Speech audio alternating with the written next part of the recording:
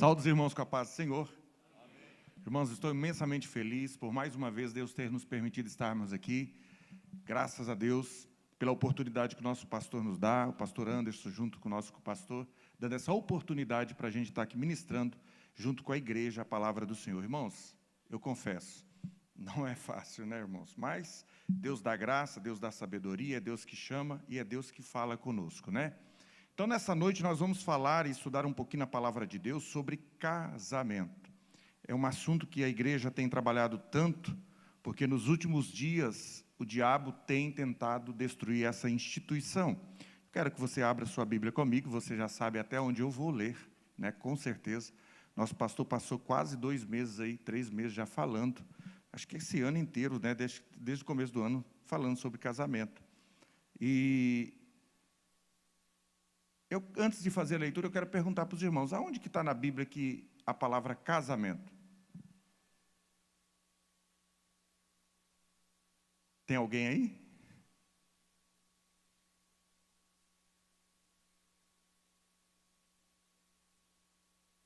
João 2. É João 2, irmãos? Casamento está lá?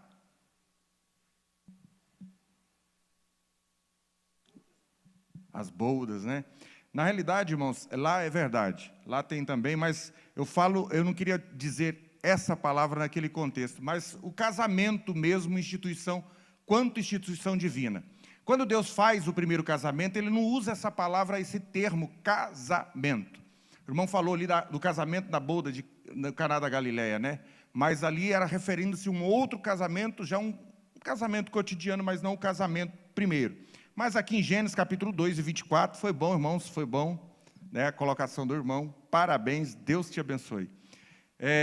2:24 diz assim, eu quero ler então, do 20, que diz assim, 21, então o Senhor fez cair um sono pesado sobre o homem, e este adormeceu. Então tomou o Senhor Deus uma de suas costelas, e fechou a carne em seu lugar. Então, da costela que o Senhor, Deus, tomou do homem, formou a mulher e trouxe ao homem.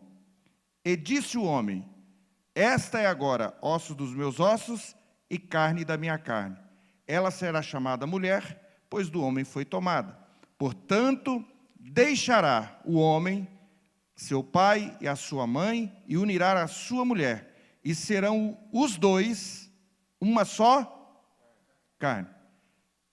Preste bem atenção na simplicidade do texto. E serão os... Quantos? Me ajuda, irmãos. Não é 4? Não é 3? Não é 5? Não, é 2. Preste atenção nas palavras, irmãos. Porque isso é muito importante para a gente entender o que é casamento. Então, serão os dois, uma só carne. Podeis assentar, sinta-se bem, estamos na casa do Senhor. Louvado seja o nome do Senhor. Irmãos, nós estamos vivendo um tempo turbuloso, um tempo tribulado, tempos angustiantes, tempos problemáticos. Por quê? Porque se nós não vivermos de acordo com a palavra de Deus, irmãos, nós colhemos maldição. Sejamos crente ou não. Se o mundo não anda conforme a vontade de Deus, o mundo padece. E o diabo, irmãos, tem tentado destruir qualquer resquício ou qualquer lembrança do Criador no meio dentro da humanidade. Você sabe que quando nós olhamos para a natureza, diz a Bíblia Sagrada que nós vemos Deus. Fala-se de uma revelação geral. Correto? A Bíblia diz que a natureza revela a glória de Deus. Tudo que foi criado revela a glória de Deus. O ser humano revela a glória de Deus. Essa é uma revelação explícita. Não precisa de desenhar, não precisa ensinar, não precisa escrever-se. Nós percebemos Deus nas coisas criadas. Quando nós estamos em um lugar escuro, longe, olhamos o céu, vemos a infinitude das estrelas, ou mesmo quando nós estamos num avião, cruzando o continente, cruzando países, nós olhamos e a nossa mente viaja. Quem fez tudo isso? E quando eu faço essa pergunta e começo a indagar-me, a natureza está me contando uma história. Eu lembro-me que a primeira vez que eu vi o mar, que eu comecei a olhar, vi. A primeira coisa, colocar água na boca para ver se era salgada, mesmo todo mundo falava, né? Aí eu olhei e falei assim, meu Deus, quem fez tudo isso? E a mente já vai a um Criador. As coisas criadas revelam a grandeza de Deus. A Bíblia diz também que tem uma revelação específica, que é a revelação escrita e a revelação viva, que é Cristo Jesus. Deus também se revela através do Filho e através da palavra. E nós não podemos nos cansar, irmãos, de conter nessas revelações, porque o diabo tem tentado, de alguma forma, minar todos esses alicerces que a palavra de Deus trouxe para a humanidade. A humanidade antes de Cristo é uma história. Você vê que nós contamos o tempo antes de Cristo. Tantos anos antes de Cristo e tantos anos depois de Cristo. Cristo é o marco da história. A partir de Cristo, a partir do nascimento de Cristo e da ressurreição de Cristo, houve uma mudança nos tempos. Houve uma mudança na história. E é através dessa mudança que foi trazido com Cristo, seja cristão ou não, influenciou o mundo dentro das verdades bíblicas. E aqui no nosso país houve uma influência muito forte do cristianismo, porque no começo da colonização do Brasil, a Igreja Católica era muito forte, ela era a religião única do Estado, o Estado era católico. A religião confessional do Estado era o catolicismo. Tanto é verdade que os cristãos nem poderiam pregar. Eram perseguidos e mortos. Então, diante dessa influência do cristianismo católico dentro do nosso país, houve que as nossas leis eram muito próximas com a Bíblia. Você sabia que no passado adultério era crime? No Código de 1945, adultério era crime. Aí eu te pergunto hoje, se adultério for crime, onde vai ter tanta cadeia, hein, pastor? Imagina. Você sabia que se você tomasse uma jovem sem autorização do pai, era crime?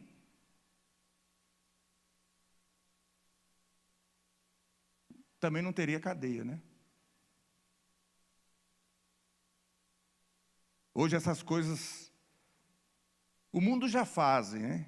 Mas ainda no meio também, às vezes acontece esse tipo de coisa. Mas você vê como que nós fomos influenciados dentro do cristianismo. Só que o mundo, a nação, o país estão perdendo essa vinculação com o cristianismo. E aí hoje eu venho falar um pouquinho sobre casamento. Por que eu estou fazendo essa introdução? Porque o casamento, irmãos, é uma instituição divina. Aí eu poderia falar, é do cristianismo? O casamento é do cristianismo? O que é que os irmãos acham? É uma criação do cristianismo? Sim ou não, irmãos? Pode me ajudar. Sim ou não? Não. Quando que Deus instituiu o primeiro casamento? Aonde? No Éden. Tinha cristão naquela época? Não. Tinha lei naquela época? Não. É do judaísmo o casamento? Não. Nem existia judaísmo. Nós temos um período dentro da teologia que fala do período da inocência. O casamento foi instituído no período da inocência. Não tinha lei, não tinha pacto abrâmico, não tinha graça. O casamento é anterior a tudo isso. Agora, o que me chama mais atenção, pastor, é que o casamento viveu todas essas dispensações. As dispensações da inocência, a dispensação da consciência, a dispensação do pacto abrâmico, do patriarca. O casamento sobreviveu tudo isso. Mas quando surgiu a igreja, a coisa começa a mudar. Olha só, a sutileza do diabo. O casamento sobreviveu desde a época da inocência, sem sofrer problemas. Está certo que teve período tormentoso, turbuloso, teve, mas o casamento foi sempre casamento. Mas agora, quando surge a igreja, há 2000 anos que a igreja existe, estão perseguindo a instituição chamada casamento. Porque, na realidade, nos últimos dias, Deus revelaria coisas inefáveis e que estão sendo reveladas. Porque o casamento, irmãos, ele é uma alegoria, ele é um símbolo, ele é uma profecia, ele é uma verdade bíblica, o casamento. O casamento é um memorial. E nós vamos ver isso. Então, por causa disso, o diabo tenta destruir essa instituição dada por Deus tão sagrada. E aí nós vamos olhar que aqui onde nós lemos, foi Deus quem primeiro fez um casamento. E aí, pelo texto bíblico, eu posso concluir o quê? O que é casamento? O que é que os irmãos dizem? Por favor, pode participar, irmãos. Nós estamos no culto de ensino, mas é participação. Pode falar. O que é um casamento? O que é casamento? É a união? Não, peraí. Entre o homem e a mulher. Vou mudar aqui. Entre duas pessoas vai me dar uma outra margem. Então, a união entre homem e mulher. Tá, eu entendi. Dessa vez passa. Só que se parasse entre duas pessoas já complica, né? Mas obrigado, irmão Jaqui. Deus abençoe. É uma união entre homem e mulher. Para quê?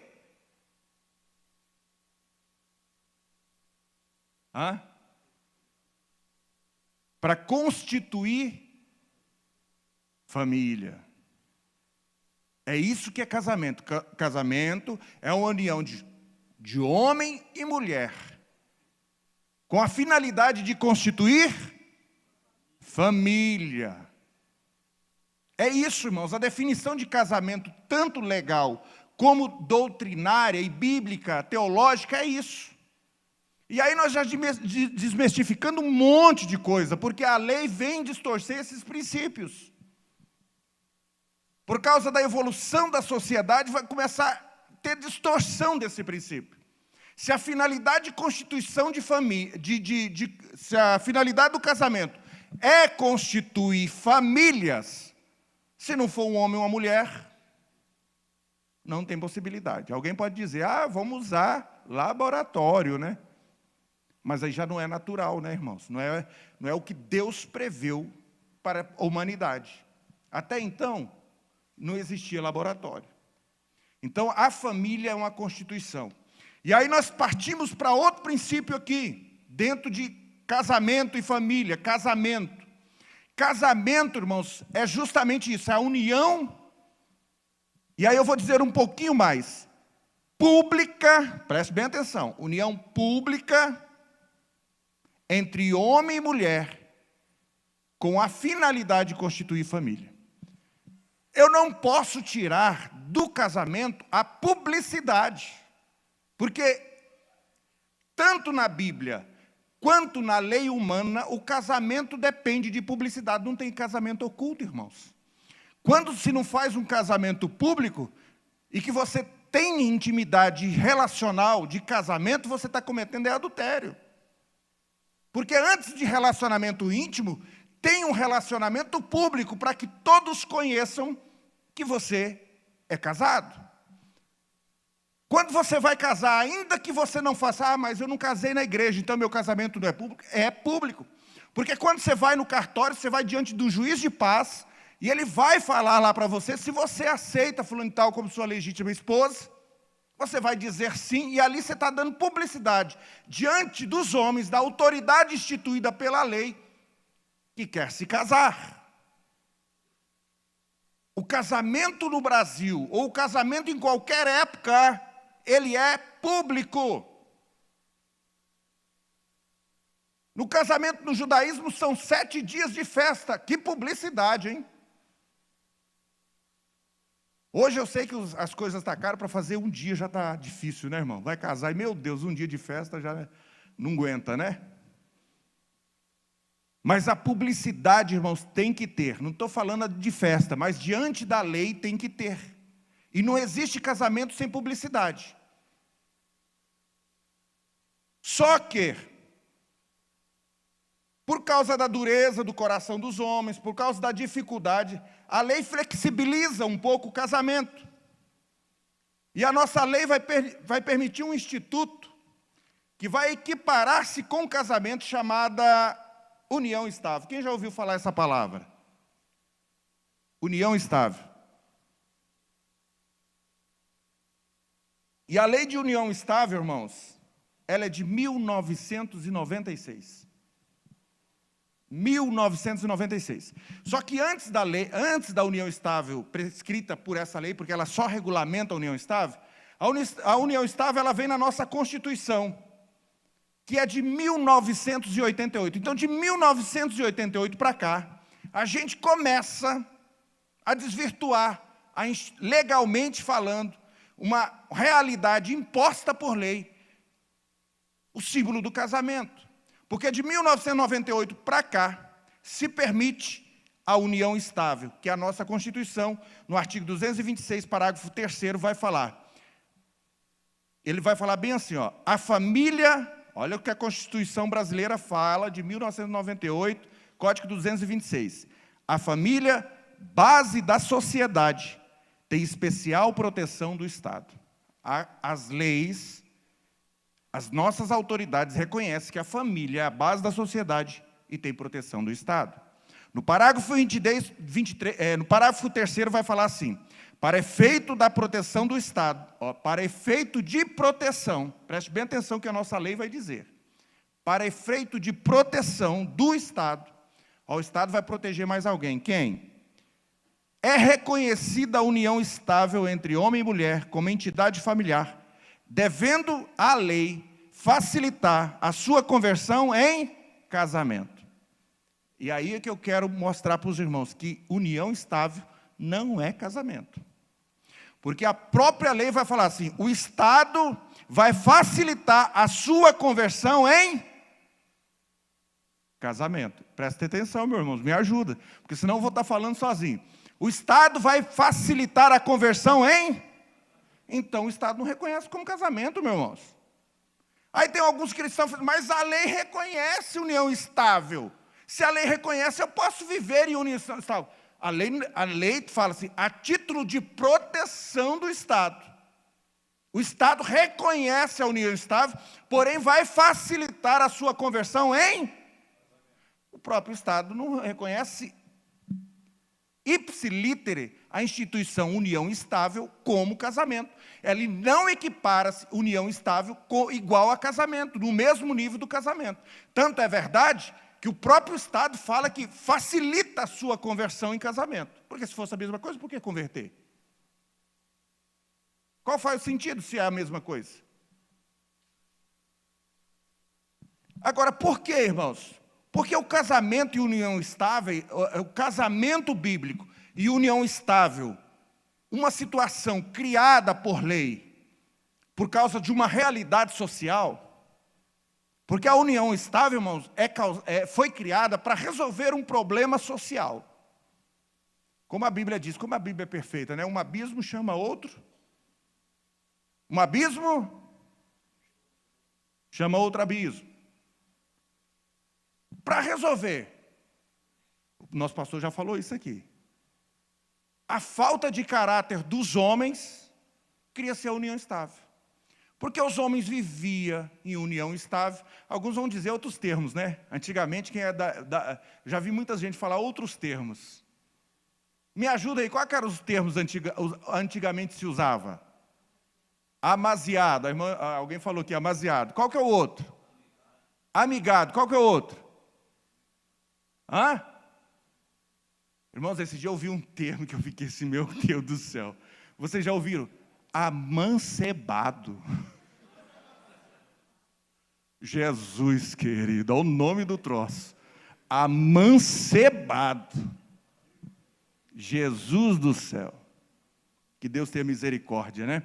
Então veja bem, esses nomes, que era esses corriqueiro popular, é a famosa união estável. Esses nome era feio, até pejorativo, né? Mas aí a lei, para não ficar tão feio, a união estável. Não mudou nada, irmão. Continua sendo macebado, amigado, mais o quê? Enrolado, mais o quê? Amaziado, tudo isso. Só mudou o nome, não muda nada, irmão. A situação fática é a mesma. A realidade é a mesma. É dar um nome bonito para uma coisa feia. Dar um nome bonito para uma coisa feia, torna ela bonita? Não, é o que a lei fez. União estável. O nome, irmãos, é teteratológico. Porque união estável não tem segurança nenhuma. Como que é estável? É mais do que areia movediça. Sabe por quê? O Estado só reconhece a título de direito. Sabe por quê, irmãos? Porque quando você está em união estável, qual a sua situação sua situação civil? Solteiro. Você não é casado. Seu registro de nascimento está lá. A sua situação civil é solteiro. Mas você está em união estável. Está vendo a controvérsia do próprio Estado? Ele pode até te reconhecer, mas para ele você ainda é solteiro. Você vai ser só constar nos seus assentos de registro casado quando você transformar, converter a união estável em casamento. Aí o Estado vai mudar o seu estado civil para casado. Senão, não. Você não tem união estável como casamento. Então, não é casamento, irmãos. Não é casamento. E por causa, como eu disse aos irmãos, para garantir alguns direitos, foi criada a Lei 9.278 de 1996, que vem regulamentar o artigo 226, parágrafo 3º da nossa Constituição de 1998, falando que é reconhecida a entidade familiar e convivência duradoura, pública, contínua, um homem e uma mulher, estabelecida com o objetivo de constituir família. O que eu achei mais interessante é que no artigo 8º dessa lei, que é a lei que institui e regulamenta a união estável, ele diz assim, o artigo 8º, os conviventes poderão, de comum acordo e a qualquer tempo, requerer a conversão da união estável em casamento. Mais uma vez confirmando, não é casamento. Não é casamento. Por que eu estou frisando isso, irmãos? Casamento é casamento, união estável é união estável.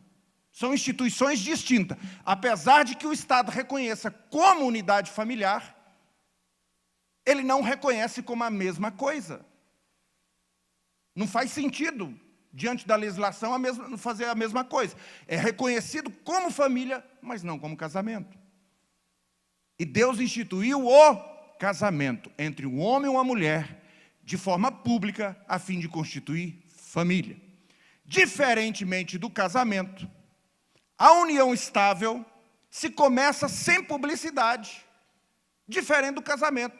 Para mim casar, eu tenho que ir lá, dar os nomes, fazer um proclama de casamento, vão publicar o meu nome, anunciar que Eduardo quer casar, por um período de 15 dias, vão publicar em jornal de grande circulação, vai dar publicidade primeiro, chama-se proclamas. Depois de tudo certo, é que o escrivão, o cartorário, vai chamar-nos para fazer o casamento público diante do juiz de paz. Dando publicidade. E aí, depois que ele faz o casamento, lavra-se o termo no registro, lavra uma escritura e te entrega, hoje você é casado. Deu publicidade primeiro. Veja bem, diferentemente da união estável, a publicidade vem primeiro, as intimidades vêm depois, o relacionamento vem depois. Na união estável é totalmente diferente, sabe por quê? Porque o diabo justamente faz isso, tudo ele inverte. Né, pastor? Tudo ele inverte. Na união estável você começa secretamente, só vocês dois, ninguém está sabendo, tudo oculto, por 1 ano, 2 anos, 3 anos, 4 anos, 5 anos. Aí, quando começa a nascer um filho, ninguém esconde mais, não tem jeito de esconder, começa a aparecer. Aí o povo começa a ver. Aí o Estado vai começar a falar, olha, parece que é uma união estável. Parece. Desvirtuou o que a Bíblia está ensinando. Desvirtuou o que Deus nos orientou. E aí, depois de muito tempo vivendo junto, publicamente, olha o que a lei vai falar. É reconhecida como entidade familiar a convivência. Olha, para ela reconhecer essa convivência como união estável, ela tem que ser duradoura. Ela tem quantos anos? 1 ano, 2 anos? Eu não vou aqui falar data. A lei não estipula data. Tá? Mas ela tem que ser uma convivência duradoura, ela tem que ser pública. Ela primeiro começa na intimidade, depois vem os filhos, não tem como esconder, né, irmãos? Vai ser pública. Vai ver que tem alguma coisa errada ali, tem um relacionamento ali. Aí depois ela tem que ser contínua entre um homem e uma mulher. Essa convivência foi com o objetivo de instituir família, aí é reconhecida união estável. Olha o trâmite que tem que passar para reconhecer uma união estável. Então, veja bem, por que foi criada essa lei, irmão? Para garantir direitos. Uma pessoa que vivia, igual alguns irmãos dizem aí, amaziado, amigado, muitos anos, vivia com a mulher, tinha filhos, morria, deixava ela desassistida. Não tinha direito à pensão, não tinha direito à aposentadoria, não tinha direito a nada, pensão por morte, nada. Por quê? Por causa da dureza do coração do homem que não quis casar. Então, a lei, para reconhecer e ajudar essas pessoas, criou o Instituto de União Estável. Caso acontecesse de alguém chegasse nesse nível, arrumava algumas testemunhas, ia diante do Estado, falasse, olha, essas pessoas viviam em união estável, a gente reconhece, tem filhos, morava perto da minha casa, o Estado vai reconhecer, a fins de direitos sucessórios e direitos familiares, paternal, sucessão. Então, veja bem, o Instituto de União Estável é totalmente contrário ao casamento.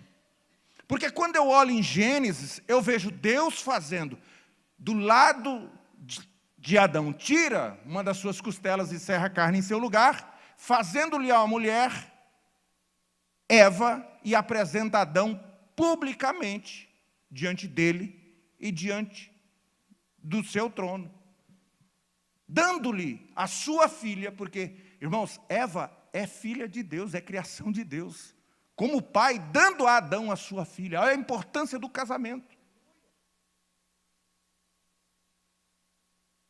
Adão não gerou Eva, ela saiu da costela de Adão, Deus a formou da costela de Adão, fez uma bela mulher e deu como esposa a Adão. E desde então o casamento é assim, alguém vai lhe fornecer uma esposa ou um esposo, algum pai, alguma mãe vai lhe oferecer um esposo ou uma esposa. Olha a importância do casamento, então, sendo tão banalizado. Alguém se acha no direito de chegar e ter relações de casamento com uma pessoa que ainda não é casada, desvirtuando a natureza, o objetivo do casamento instituído na Bíblia. Por quê? Porque o mundo está assim. O mundo é assim, mas nós estamos no mundo, mas não somos do mundo. E aí eu quero falar para os irmãos, e aqui foi uma parte desse estudo, uma parte introdutória, alguma dúvida a respeito de união estável e casamento? Se união estável, a própria lei, eu acabei de falar para os irmãos que o Estado vai facilitar a sua conversão em casamento, porque ele não reconhece como um casamento. Irmãos, põe uma coisa na sua mente, na nossa mente, não vou colocar só na sua mente. União estável não é casamento. Tanto é que eu acabei de ler para os irmãos, que o Estado vai facilitar a sua conversão em... Tem alguns leigos que acreditam, mas se o Estado... Pastor, crente. Mas se o Estado reconhece como casamento, por que a igreja não pode batizar? Porque não é casamento. Porque nem o Estado também reconhece como casamento. Entende isso? Então, para batizar-se e ser membro da igreja, tem que ser casados. Tem que ser uma só carne. Eu li o texto com os irmãos. Portanto, deixará o homem, o seu pai e a sua mãe, e unirá a sua mulher, e serão os dois. Uma só carne. Dois. Não é 3 e não é 4. É 2. Homem e mulher. Está claro isso? Então, o que o mundo prega é antibíblico. Qualquer variação disso é antibíblico. É doutrina de demônio. É doutrina do diabo. Agora, vamos ignorar as pessoas que vivem assim? É lógico que não, nós vamos ensiná-la a entrar pela porta, pelo caminho da salvação, pelo caminho da fé. Agora, por que, irmãos, nós precisamos viver e saber da realidade do casamento? Porque o casamento, irmãos, é uma instituição divina e é um ideal de Deus. Como eu li para os irmãos aí, no capítulo 2, versículo 18 a 24, se for pegar a sua Bíblia, vai falar que o casamento é uma ideia de Deus, é um plano original de Deus. Não foi Adão que pediu a Deus. Foi Adão que pediu a Deus? Eu não vou ler o texto, porque os irmãos já estão cansados de ouvir esse texto. O que é que Deus disse? Não, o pastor não pode falar, não. Deixa os irmãos falar aí. O que é que Deus disse? Não é bom que o homem esteja... É plano de Deus. É plano de Deus. Então, casamento, além de tudo, é um plano de Deus. E ele tem consequência no mundo espiritual. Se você vive uma vida de dois, mas não é casado, você está fora dos planos de Deus. Porque o plano de Deus é que o homem e a mulher se casem. E constituem famílias. Família. Tá? Então, Gênesis 2,18, o casamento é uma ideia de Deus. Agora, veja também, irmão, casamento tem privilégio, porque casamento é uma família que nasce de outras duas famílias.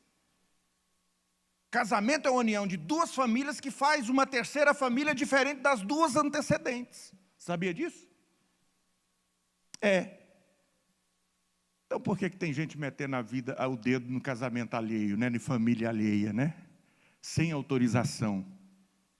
A gente tem problemas de, às vezes, pessoas que interferem na vida alheia dos outros. O filho, irmãos, aqui tem uma dependência bíblica. Os filhos devem obediência aos seus pais e vão respeitá-lo para o resto da vida. Só que quando a Bíblia diz que o homem unirá a sua mulher e largar-se-ão o lar, está falando, irmãos, de rompimento de relacionamento.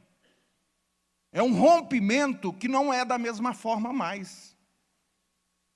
É um rompimento que agora você está constituindo uma família, você tem responsabilidade. Você deve respeito aos seus pais. Mas os seus pais não têm mais direito de interferir na sua vida igual interferia quando estava sob sua submissão. Porque não é mais só você, é você e sua esposa. E as coisas devem ser dentro do casamento conforme vocês acordam diante de Deus. Para ver isso, vamos ler Gênesis. Quem puder me ajudar, que seja rápido, irmão, senão o tempo passa. Gênesis 2, 58 e 60. Gênesis, capítulo 2, versículos 58 e 60. Agora, se o senhor quiser ler, pastor, eu agradeço. Eu cortei o senhor aquela hora. Eu vou... Ah, tá. Ficou brabo, pastor. 2, 58 e 60. Gênesis 2? Ah, não. Ai, meu Deus. É 25, isso, é 25 mesmo. Casamento de Raquel, né? Marquei errado aqui. De Rebeca, melhor dizendo. É 24, irmãos.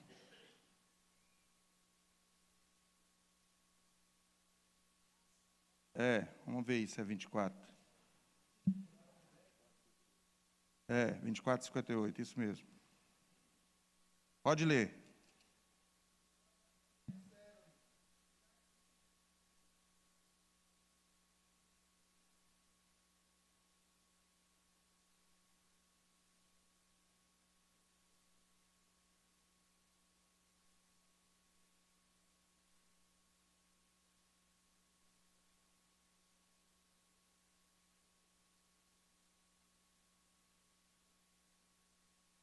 O que os pais de Rebeca fizeram aí? A despediram.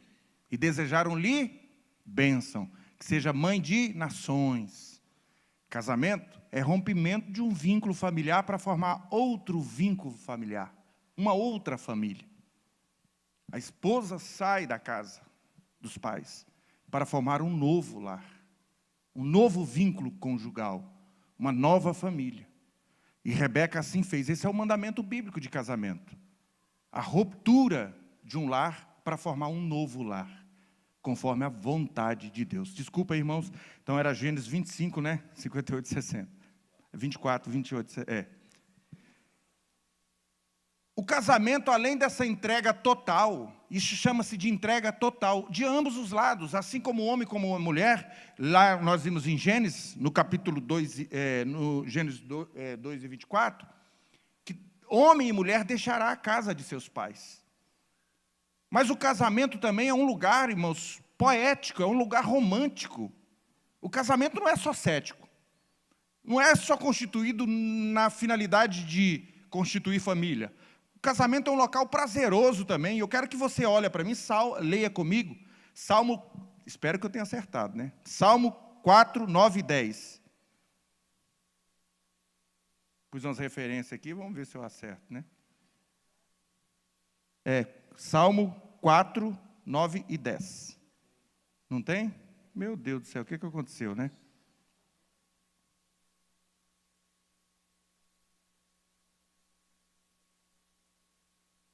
É verdade, não tem. E agora? Vamos lá no 49 e 10 para ver se é, né?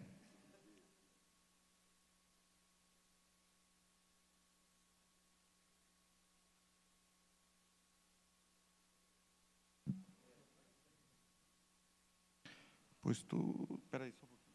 Não, não é não. Eu vou pular esse, depois eu já volto, tá, irmãos? O Salmo, mas o casamento é um ambiente poético também. É um salmo alusivo à igreja, mas ele é um lugar poético. O casamento também é um local de gozo. Jeremias vai encontrar uma cidade isolada, um povo desolado, uma cidade destruída, onde não tem nada. Mas quando essa cidade, Jeremias vai falar da restituição dessa cidade, do progresso dessa cidade. Dentro do progresso dessa cidade, sabe o que vai estar vendo lá? A figura do casamento. Vamos lá ver Jeremias 33, 10 e 11. Espero que tenha acertado agora, né? Jeremias 33, 10 e 11. Fala assim, não tem também, irmão, Jeremias 33, 10 e 11. Tem, lógico que tem.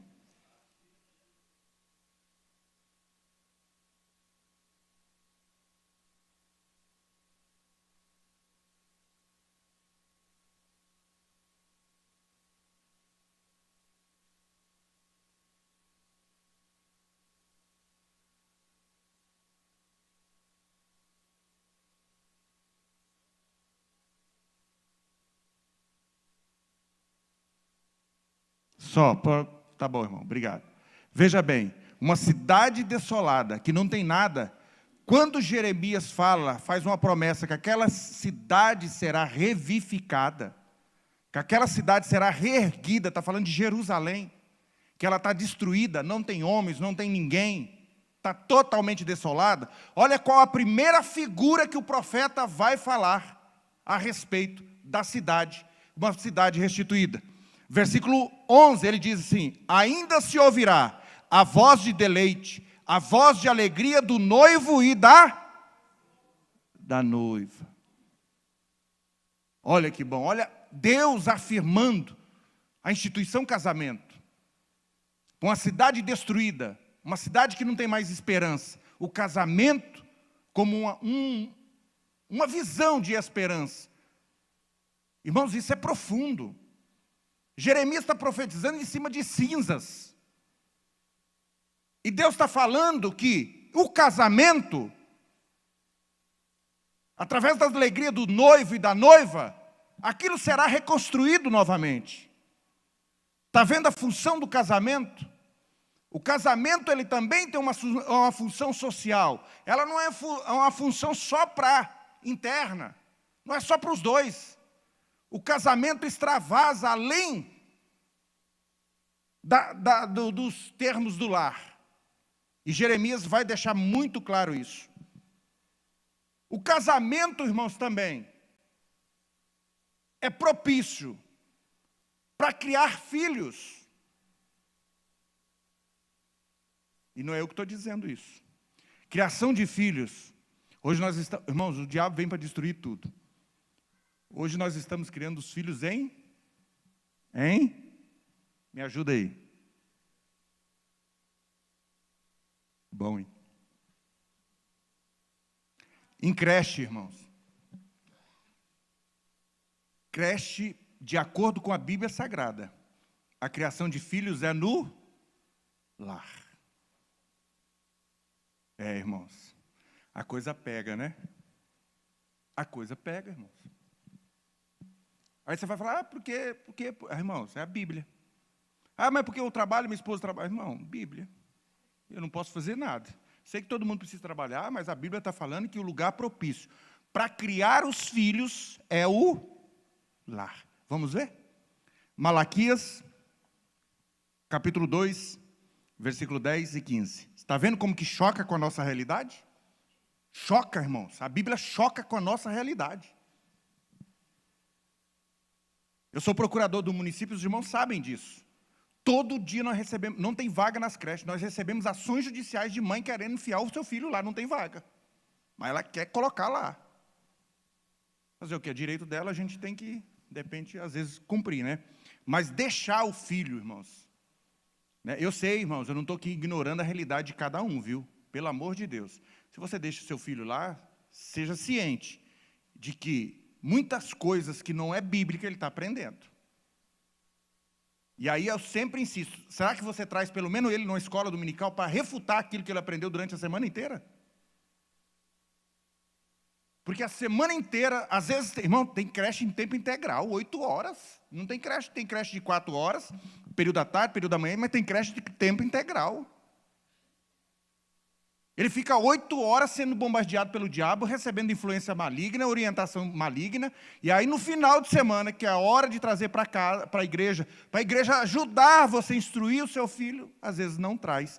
Mas a Bíblia fala que o lar tem um objetivo. Vamos lá ler Malaquias 2, 14 e 15. Quem pode ler para nós, por favor? Vamos, irmãos, me ajudem.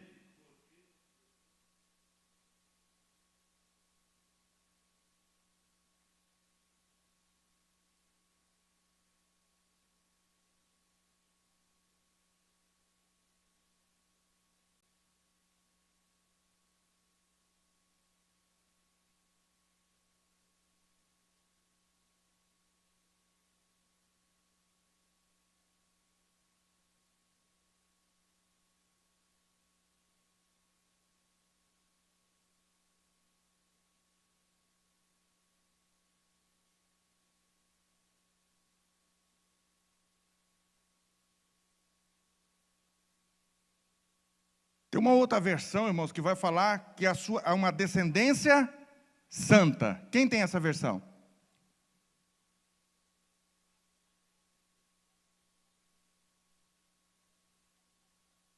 Quem tem essa versão?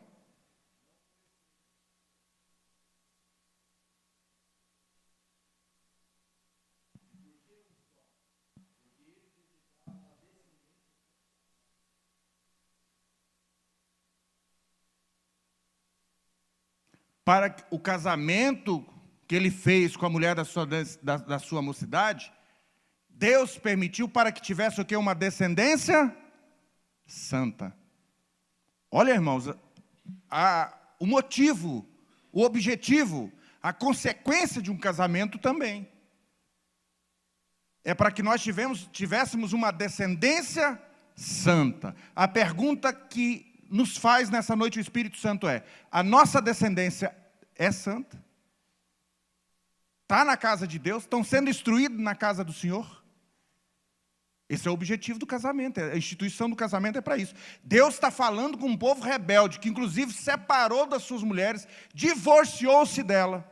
E Deus está falando, o objetivo do seu casamento era que você tivesse uma descendência santa. Olha a gravidade que Deus está falando, usando Malaquias para dizer a respeito do casamento, irmãos. Então, o que eu aprendo com isso? Que o lar é o lugar de instrução dos filhos no caminho do Senhor, na santidade do Evangelho. Mas muitos têm deixado esse quesito bíblico de lado. O casamento também é um lugar de fidelidade conjugal. Se for quebrada a fidelidade conjugal, irmão, acaba-se o casamento. O casamento é entre um homem e uma mulher. Não é entre um homem e duas mulheres, nem uma mulher e dois homens. Isso chama-se fidelidade conjugal. Mateus capítulo 5, versículo 32, vai demonstrar que o casamento é um lugar de fidelidade conjugal. E nós devemos observar e respeitar isso. Porque é a Bíblia que diz. Pode ler, por gentileza.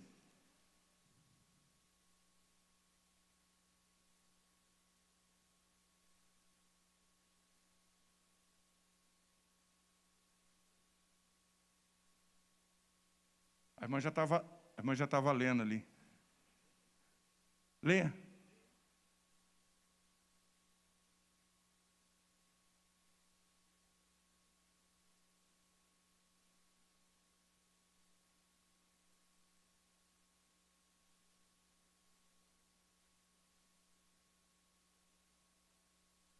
Deus vai falar sobre o adultério, a quebra da aliança conjugal.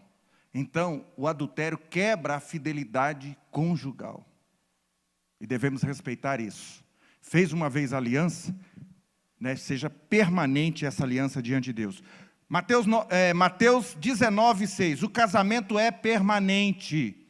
É no mesmo versículo, a gente também pode tirar essa conclusão, né? O casamento é permanente. Vamos ver?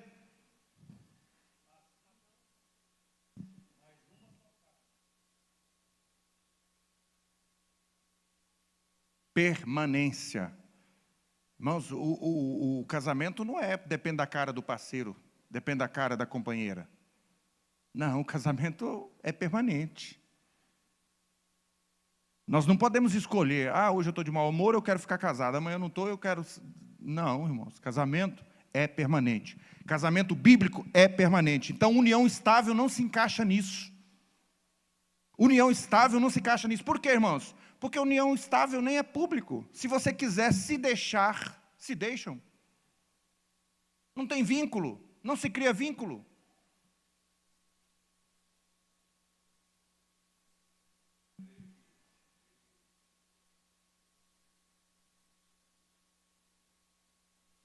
Que Deus tenha misericórdia, né, irmãos? Eu não vou julgar, mas a Bíblia diz, irmãos, que o casamento é permanente.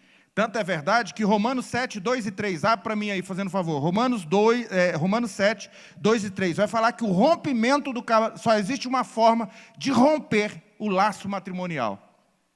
E aí eu vou dar até a resposta para o irmão. Biblicamente, há só uma forma de dissolver o casamento.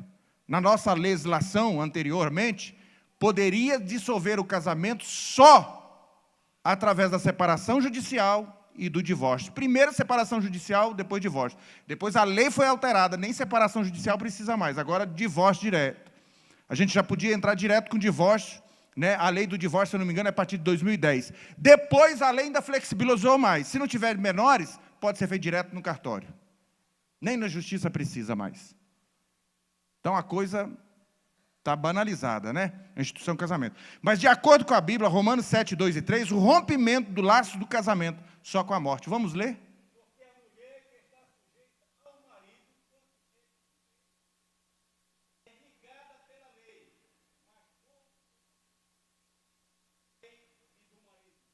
é para ambos os lados, né, irmãos? Ali está falando marido, mas esposa.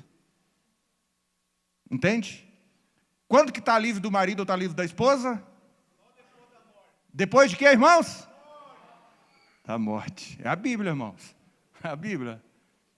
Porque a mulher está sujeita ao marido enquanto ele quer divorciar dele. Não faz essa oração. Não faz essa oração. Você vai fazer? Mata! Que Deus tenha misericórdia, né, irmão? Mas é Bíblia, irmãos, é Bíblia, tá? Casamento só com a morte. Andando um pouquinho mais. O casamento, irmãos, a Bíblia Sagrada apoia pelas boas práticas. Efésios capítulo 5, 21, 23. Vamos lá? Rápido que o meu tempo está acabando.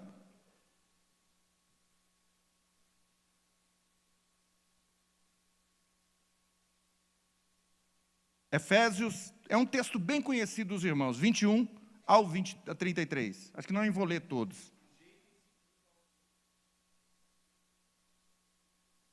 Pode ler. Vós mulheres, 22.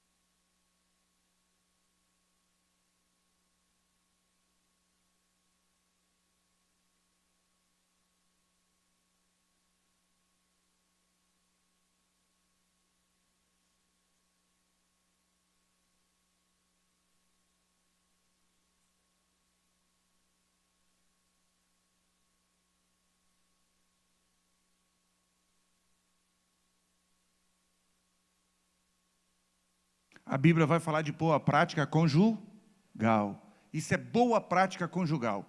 E aqui tem um mistério. Porque tem um mistério no casamento referente a Cristo e a igreja. Já terminando, irmãos, Efésios 13, 14.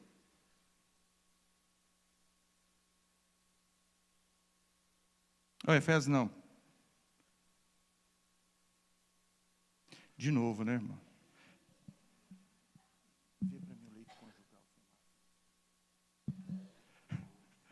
Eu estou bom para digitar, né, irmãos? Eu digito o número, o computador digita outro, né? Louvado seja o nome do Senhor, né?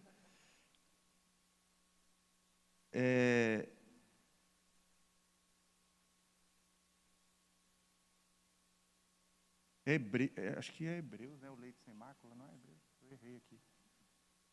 Será que é Hebreus 13, 4? É 13, 4, é isso mesmo, Hebreus 13, 4.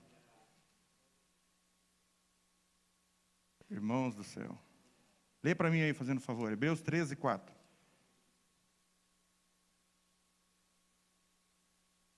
Obrigado. Deus abençoe.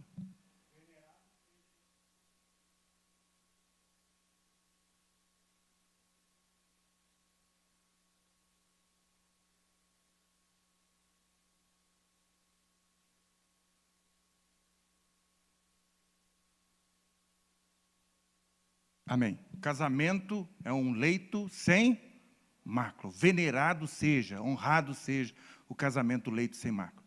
Irmãos, é uma instituição divina, é uma instituição dada por Deus. Então vamos honrar o casamento. Não vamos trocar o casamento por uma firula legal, uma união estável e dizermos que estamos casados. Não é a mesma coisa. Perante a lei não é a mesma coisa. E diante da Bíblia não é a mesma coisa. Aquele que crê e for batizado será salvo. Se você não é casado, nem batizar você pode. Você está em adultério, em prostituição, em fornicação, seja lá o que for.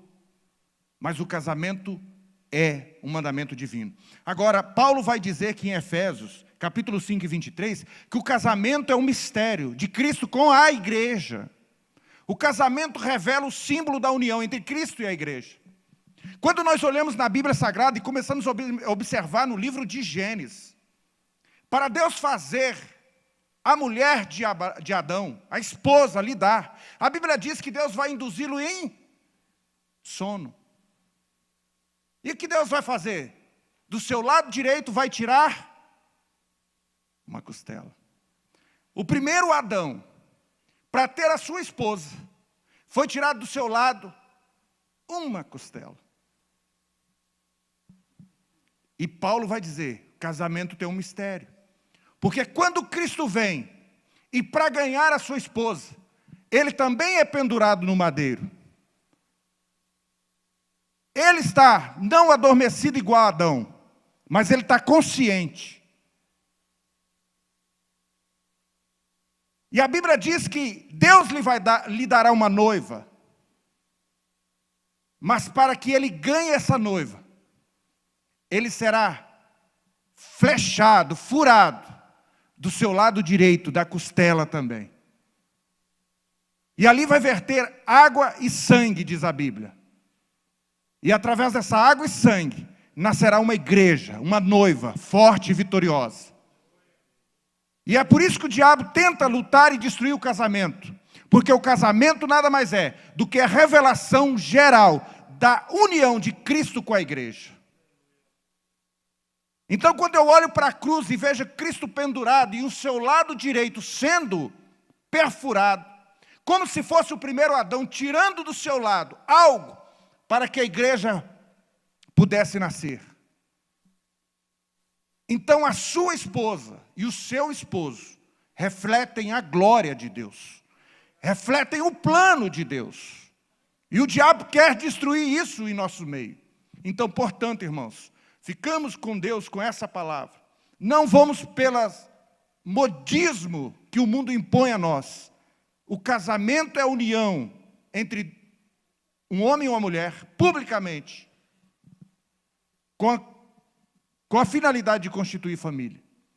E representa a igreja de Cristo. O casamento representa a união de Cristo com a igreja. E Paulo, escrevendo a carta aos Efésios, vai reafirmar isso, que esse é o grande mistério do casamento. Então, muitas vezes nós tivemos aqui um curso de casais, e às vezes a gente pensa que o casamento é uma parte, mas o casamento é muito mais amplo. Foi bem falado, inclusive, na reunião de casais. Mas pense nisso. Casamento é um dom de Deus aos homens. Amém? Deus vos abençoe. Que o Senhor continue falando em nossos corações, para que nós possamos andar firmemente na palavra do Senhor. Eu agradeço a oportunidade em nome de Jesus. Devolvo a palavra ao nosso pastor.